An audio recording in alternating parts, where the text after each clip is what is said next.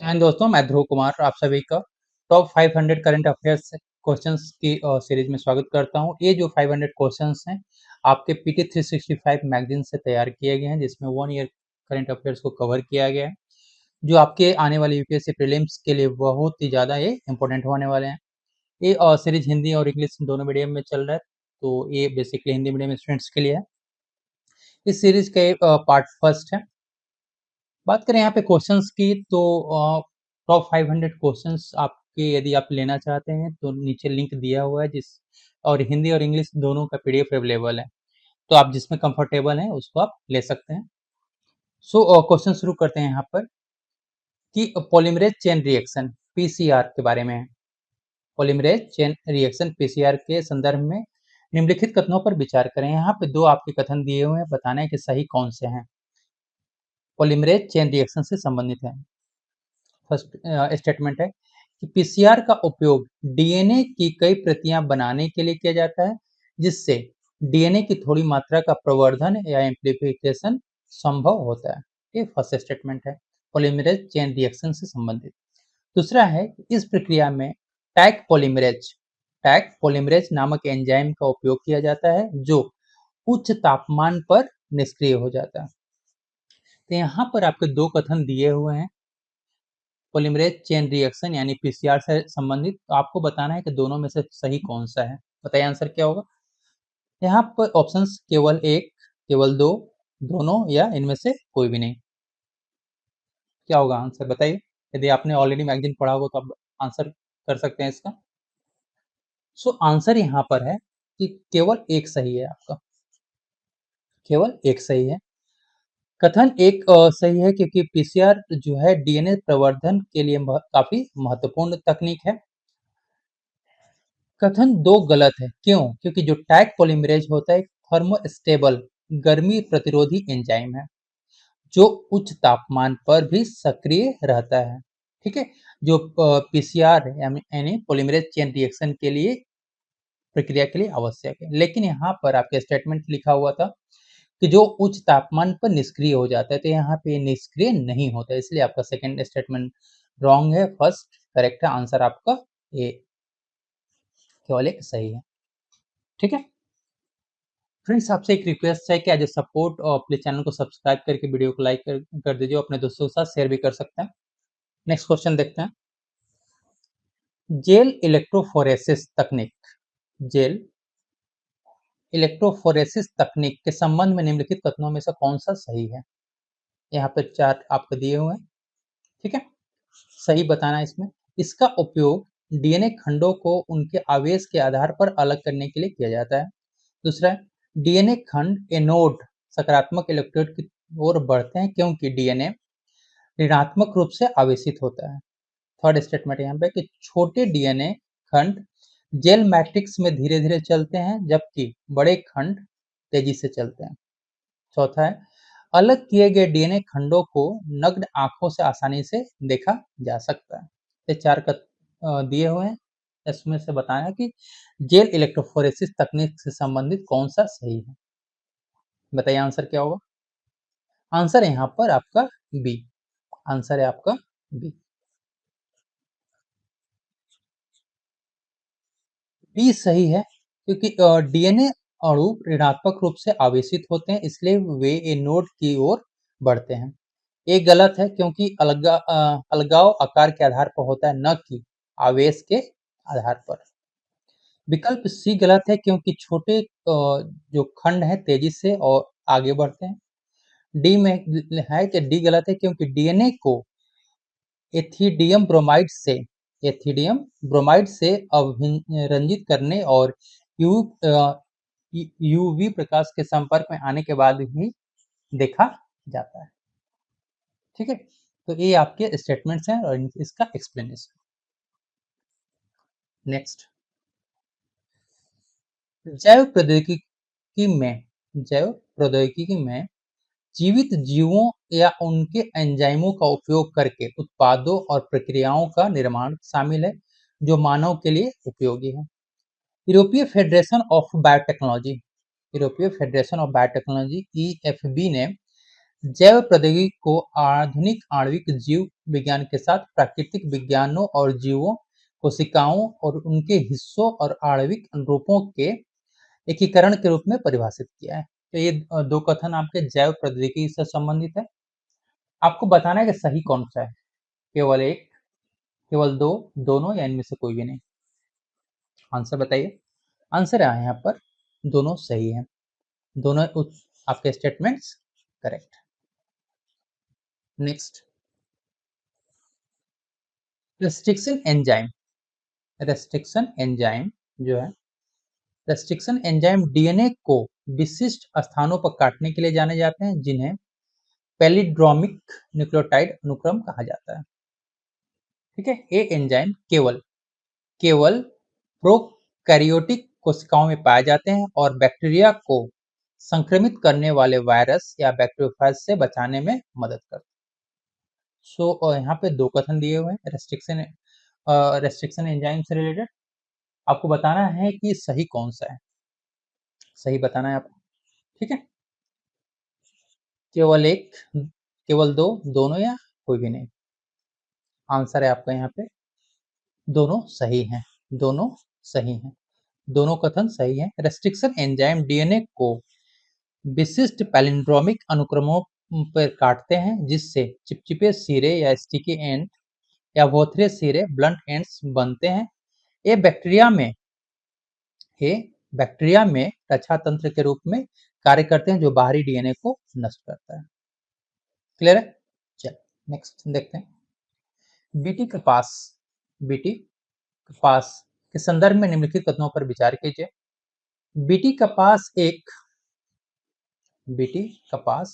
एक आनुवंशिक रूप से संशोधित फसल है, जिसमें बेसिलस थुरिंजेनेसिस, ठीक है, मतलब बीटी का जो फुल नेम है बैसिलस थुरिंजेनेसिस नामक जीवाणु से प्राप्त जीन होते हैं। ये जीन कपास के पौधों को वॉलवर्म जैसे कीटों के प्रति प्रतिरोध प्रदान करते हैं, जिससे कीटनाशकों के उपयोग की आवश्यकता कम हो जाती है। से दो कथन आपके दिए हुए हैं यहाँ पे। सही बताना है कि कौन सा है, केवल एक, दो या दोनों या इनमें से कोई भी नहीं। आंसर क्या होगा? आंसर है यहाँ पे सी, मतलब दोनों कथन आपके सही है। बीटी कपास में बीटी जीन होता है, जो एक विषैला प्रोटीन बनाता है। यह कीट पौधे को खाते हैं तो यह प्रोटीन उनके पाचन तंत्र में सक्रिय हो जाता है और उन्हें मार देता है। यह कीट प्रतिरोध प्रदान करता है और कीटनाशकों पर निर्भरता को कम करता है। ठीक है, नेक्स्ट देखते हैं यहाँ पे। मानव इंसुलिन के आनुवंशिक इंजीनियरिंग द्वारा उत्पादन के संदर्भ में निम्नलिखित तथ्यों पर विचार कीजिए। ह्यूमुलिन नाम जो है पहला आनुवंशिक रूप से इंजीनियर मानव इंसुलिन जिसे एक भारतीय कंपनी द्वारा व्यावसायिक रूप से उत्पादित किया गया था।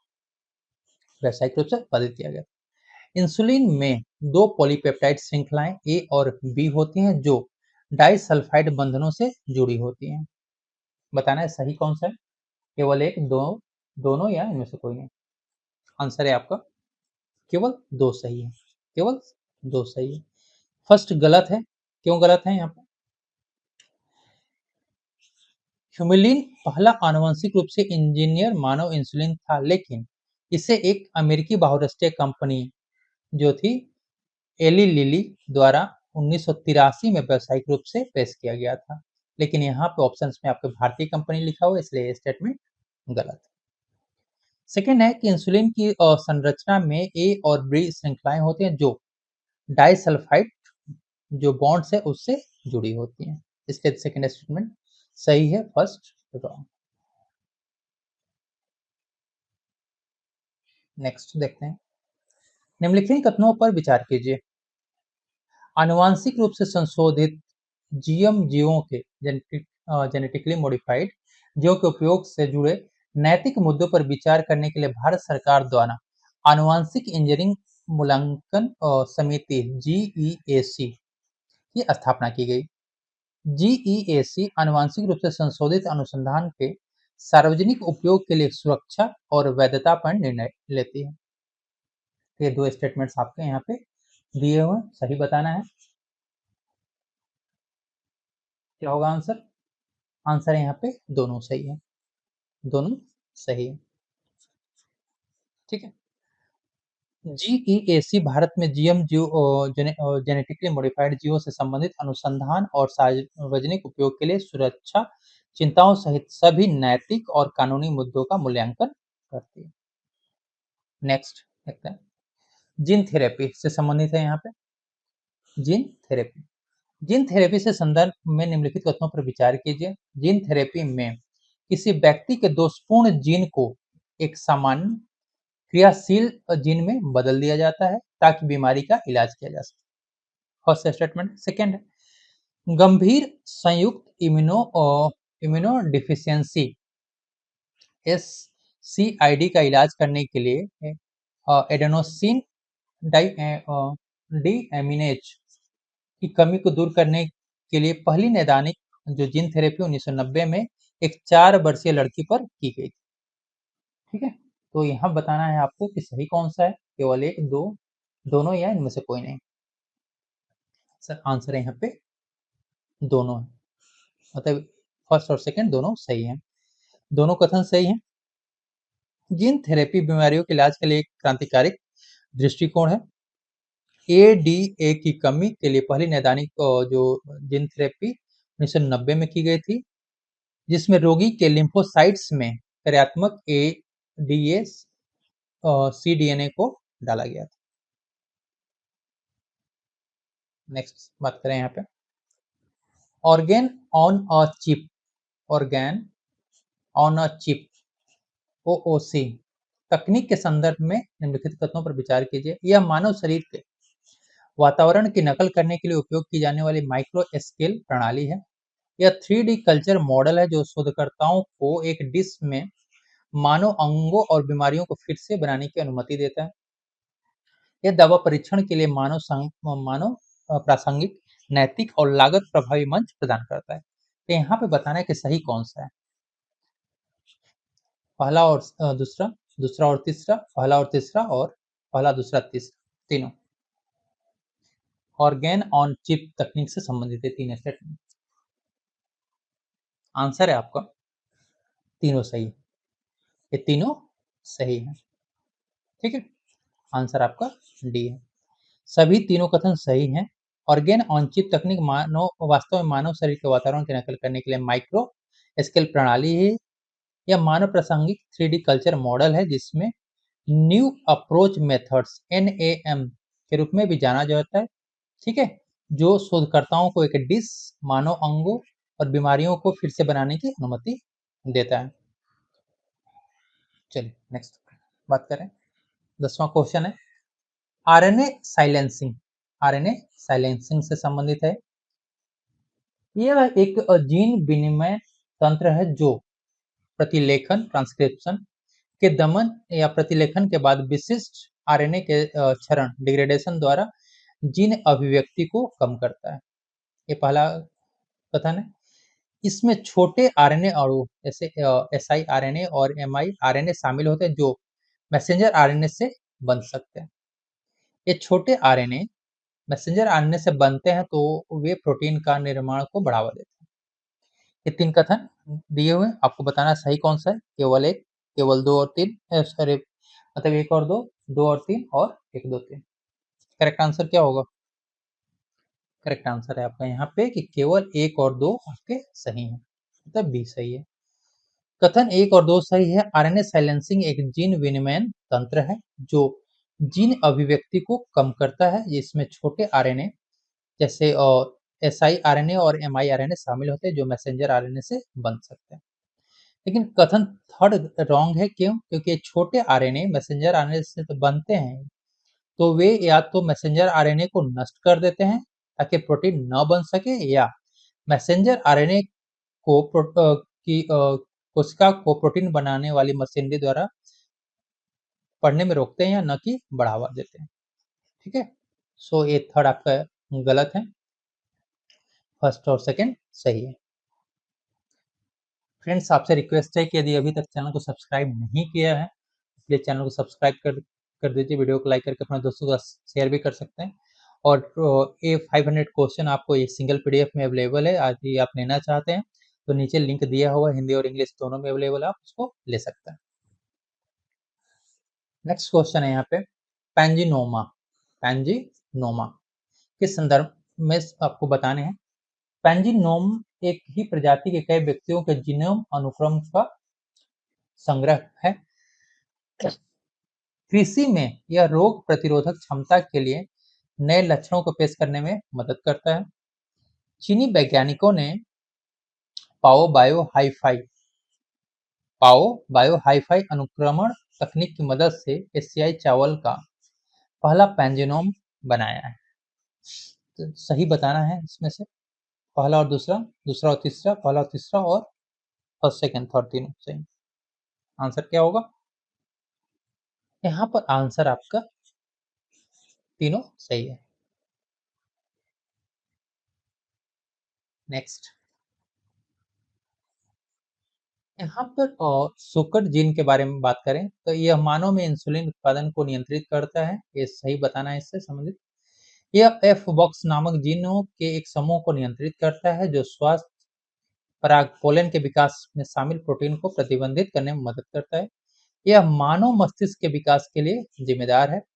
यह पौधों में प्रकाश संश्लेषण की प्रक्रिया को नियंत्रित करता है। तो आपको ये बताना है यहाँ पे क्या होगा आंसर। आंसर है आपका बी। आंसर है आपका बी। तो सुकर जीन है आपका एफ बॉक्स नामक जीनों के समूह को नियंत्रित करता है जो स्वस्थ पराग के विकास में शामिल प्रोटीन को प्रबंधित करने में मदद करता है। ये डार्विन के एब्डोमिनल मिस्ट्री या विकासवादी इतिहास में फूल वाले पौधों के अचानक उदय और सफलता के व्याख्या करने में मदद करता है। DNA profiling. डीएनए प्रोफाइलिंग काफी इंपॉर्टेंट वर्ड्स हैं जो आपके एग्जाम में पूछे जा सकते हैं। डीएनए प्रोफाइलिंग या डीएनए फिंगरप्रिंटिंग भी कहा जाता है कि प्रमुख विधियों के संबंध में एक कथन दिए हुए आपको मैच करना है।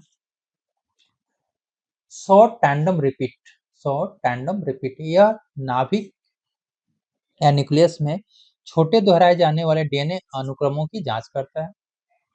माइटोकॉन्ड्रियल डीएनए इसका उपयोग तब किया जाता है जब परमाणु डीएनए जब परमाणु डीएनए खराब हो जाता है, न्यूक्लियर डीएनए खराब हो जाता है। वाई गुणसूत्र यह वाई गुणसूत्र पर एसटीआर पर केंद्रित होता है जो पिता से पुत्र में विरासत में मिलता है। सो कथन आपको बताना है ये सही कौन सा है। पहला दूसरा, दूसरा तीसरा, पहला तीसरा और पहला दूसरा तीसरा। आंसर है आपका ऑल थ्री। ये तीनों के तीनों स्टेटमेंट्स डीएनए प्रोफाइलिंग से रिलेटेड सही हैं। जंपिंग जीन या ट्रांसपोजेबल एलिमेंट्स यह डीएनए अनुक्रम है जो जीनोम पर एक स्थान से दूसरे स्थान पर जाते हैं। इस प्रकार जीनों को अभिव्यक्ति को प्रभावित करते हैं। ये शारीरिक रूप से खुद को काटकर या चिपकाकर या खुद को नए स्थानों पर कॉपी करके ऐसा कर सकते हैं। मानव में 50% से अधिक जीनोम ट्रांसपोजेबल तत्वों से बना होता है। सही बताना है आपको, केवल एक है, एक और दो, दो और तीन या ऑल थ्री। आंसर बताइए। आंसर है यहाँ पे ये तीनों के तीनों स्टेटमेंट्स यहाँ पे सही हैं। जंपिंग जीन या ट्रांसपोजेबल एलिमेंट्स डीएनए अनुक्रम है जो जीनोम पर एक स्थान से दूसरे स्थान पर जाते हैं जिससे जीन अभिव्यक्ति प्रभावित होती है। ये खुद को काटकर चिपका सकते हैं या कॉपी कर सकते हैं जिससे उत्परिवर्तन हो सकता है। यह मानव जीनोम का 50% से अधिक हिस्सा ट्रांसपोजेबल तत्वों से बना हुआ। ये तीनों कथन सही हैं। नेक्स्ट क्वेश्चन है chimeric antigen receptor T cell या उसको कार टी थेरेपी भी कहते हैं। इससे संबंधित तीन स्टेटमेंट से यह एक प्रकार की विकिरण थेरेपी है जिसका उपयोग रक्त कैंसर के इलाज के लिए किया जाता है। इसमें रोगी की टी कोशिकाओं को शरीर के बाहर आनुवांशिक रूप से संशोधित किया जाता है। तीसरा, इसे जीवित दवा माना जाता है या कहा जाता है। सही बताना है।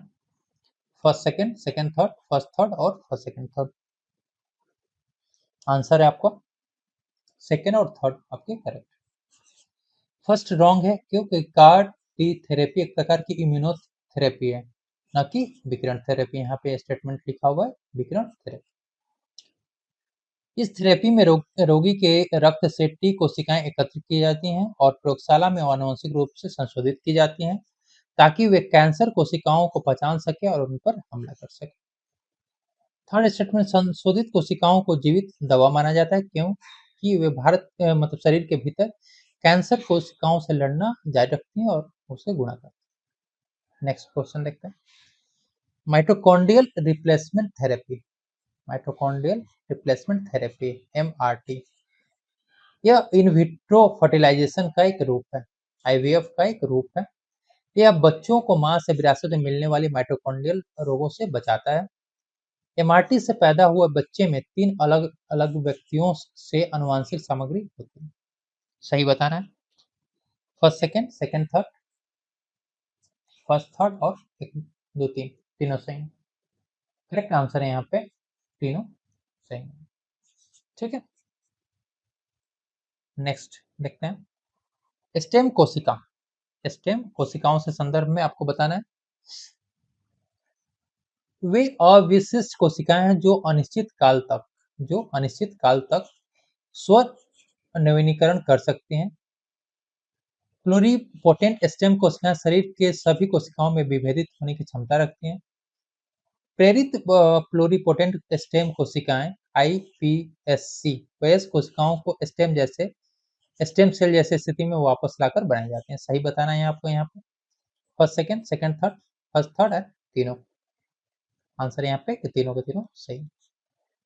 Next, phenome India, phenome India national bio bank के उद्देश्य के बारे में निम्नलिखित कथनों पर यह यूके बायो बैंक मॉडल पर आधारित है लेकिन भारतीय विविधता के लिए अनुकूलित है। ठीक है, इसका उद्देश्य प्रारंभिक निदान, बेहतर चिकित्सीय लक्ष्यीकरण और रोग मॉडलिंग में सहायता करना है। यह केवल आनुवंशिक डेटा एकत्र करने पर केंद्रित करते हैं, न कि फेनोटाइपिक डेटा पर। सही बताना है आपको, बताइए। तो यहाँ पर केवल फर्स्ट और सेकंड सही है। फर्स्ट सही है क्योंकि यह यूके बायो बैंक मॉडल पर आधारित है जिसे भारतीय आबादी के लिए अनुकूलित किया गया है। सही है इसका जो उद्देश्य प्रारंभिक निदान में सहायता करना, चिकित्सीय लक्ष्यीकरण में सुधार करना और रोग मॉडलिंग की डेटाबेस को बनाना है।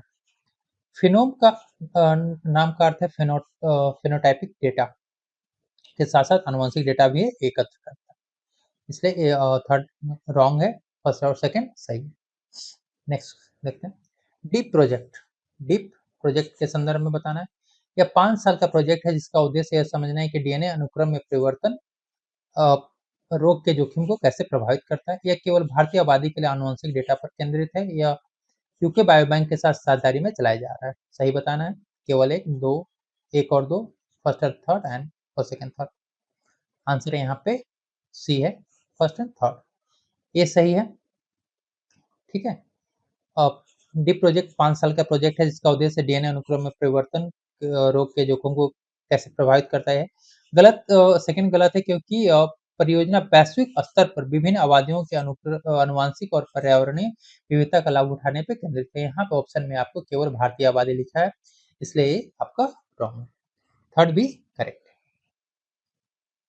नेक्स्ट, बायोकेमिकल मार्करों के बारे में निम्नलिखित तथ्यों पर विचार कीजिए। यहाँ पे बायोकेमिकल मार्कर वे अणु हैं जो शरीर में सामान्य या रोग प्रक्रियाओं का संकेत देते हैं। वे केवल रक्त में पाए जाते हैं। इनका उपयोग केवल रोगों के निदान के लिए किया जाता है, उपचार की निगरानी के लिए नहीं। सही बताना है आपको, केवल एक और दो, एक और तीन और तीनों। सो आंसर यहाँ पे सिर्फ केवल एक सही है। ठीक है, केमिकल मार्कर अणु होते हैं जो सामान्य जैविक प्रक्रियाओं, रोगजनक प्रक्रियाओं और चिकित्सीय हस्तक्षेपों की औषधीय प्रतिक्रियाओं के संकेतक होते हैं। सेकेंड रॉन्ग है क्योंकि वे रक्त, मूत्र, ऊतक और अन्य शारीरिक पदार्थों में भी पाए जाते हैं। यहाँ पे ऑप्शन में आपका केवल रक्त दिया है, इसलिए रॉन्ग है। थर्ड है इसका उपयोग निदान, रोगों की प्रगति की निगरानी, उपचारों की प्रभावशीलता का आकलन के लिए किया जाता है। ठीक है, इसलिए थर्ड भी आपका यहाँ पे रॉन्ग है। फर्स्ट सही है, सेकंड थर्ड रॉन्ग। नेक्स्ट करते हैं। भारत के पहले राष्ट्रीय बायो फाउंड्री नेटवर्क के संदर्भ में बताना है आपको, वे अगस्त 2020 में लॉन्च किया गया था। केवल औद्योगिक पैमाने पर जैव विनिर्माण पर केंद्रित है। इसका उद्देश्य अनुसंधान और विकास को बढ़ावा देना और बायोमेडिकल नवाचार को सक्षम करना है। सही बताना है। फर्स्ट सेकंड सही है, सेकंड थर्ड सही है, फर्स्ट थर्ड सही है और फर्स्ट सेकंड थर्ड सही, तीनों सही है। आंसर यहाँ पे कि केवल 1 और 3 ही सही है। Answer C. एक भारत ऐसे ही है क्योंकि भारत का पहला राष्ट्रीय बायो फाउंड्री नेटवर्क अगस्त 2020 में लॉन्च किया गया था। ऐसा ही है। सेकंड गलत है क्योंकि तेजी से डिजाइन, निर्माण और अनुकूलित इंजीनियर जीवों के परीक्षण के लिए एक सुविधा है जिससे अनुसंधान घटक भी शामिल है। इसका उद्देश्य अनुसंधान, रिसर्च एंड डेवलपमेंट को बढ़ावा देना, स्केलेबिलिटी पर ध्यान दे केंद्रित करना और बायोमेडिकल नवाचार को भी सक्षम करना है। नेक्स्ट बात करें यहाँ पे artificial narrow intelligence. Artificial narrow intelligence ANI machine है जो मानव व्यवहार की नकल करती है और किसी एक क्षेत्र में समस्या समाधान में विशेषज्ञ होती है। आर्टिफिशियल जनरल इंटेलिजेंस एजीआई वह चरण है जहां मशीनें इंसानों की तरह लगातार सीख सकती हैं और उतना ही स्मार्ट होती हैं। आर्टिफिशियल सुपर इंटेलिजेंस में मशीनें मानव संज्ञानात्मक क्षमताओं को पार करती हैं और स्व जागरूक होती हैं। सही बताना है। First second, second third, first third और तीनों। बताइए आंसर क्या होगा। यहाँ पर आपके तीनों के तीनों स्टेटमेंट्स सही हैं। नेक्स्ट है भारत जेन। भारत जेन भारत का पहला स्वदेशी रूप से विकसित एआई आधारित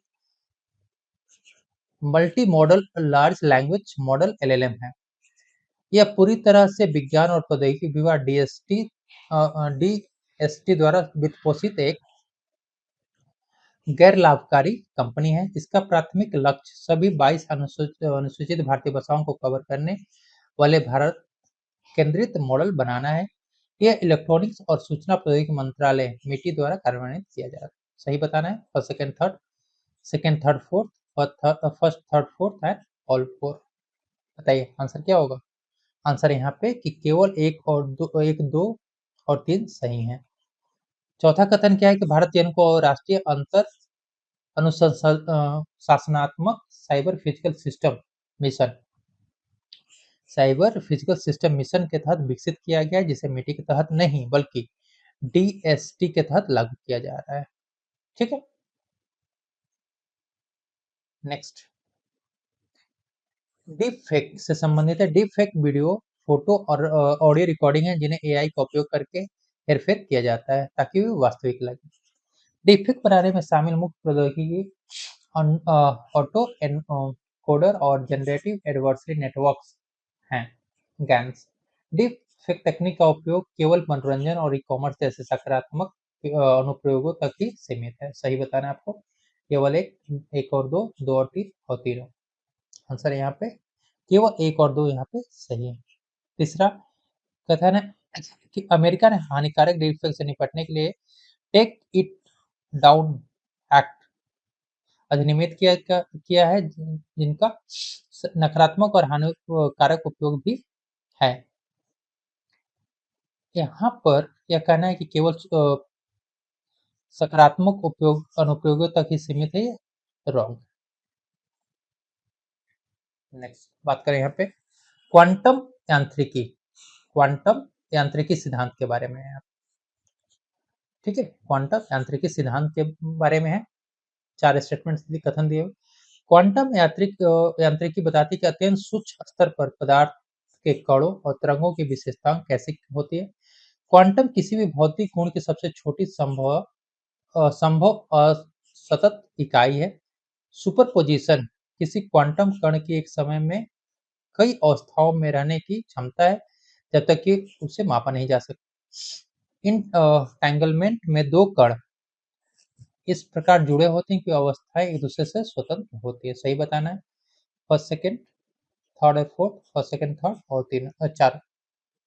यहाँ पर केवल एक दो तीन सही, चौथा गलत है क्योंकि उलझाव में या इंटेंगलमेंट में दो कण इस प्रकार जुड़े होते हैं उनकी अवस्थाएं एक दूसरे पर निर्भर करती हैं। यहाँ पे लिखा हुआ है स्वतंत्र है। ठीक है। एक कण की स्थिति में बदलाव तुरंत दूसरे कण की स्थिति को प्रभावित करते हैं भले वे बहुत दूर। ठीक है। फ्रेंड्स ये आपके बेहतरीन क्वेश्चंस है जो आपके यूपीएससी प्रीलिम्स में दिख जाएँगे। ऐसे ही हम लोग पूरे 500 क्वेश्चंस को कवर करेंगे। ये पार्ट फर्स्ट है, मिलते हैं पार्ट सेकंड में। उससे पहले एक रिक्वेस्ट है कि यदि चैनल को सब्सक्राइब नहीं किया है तो as a support please channel को सब्सक्राइब कर दीजिए, वीडियो को लाइक करके अपने दोस्तों के साथ शेयर कर दीजिए। मिलते हैं नेक्स्ट वीडियो में। Thank you.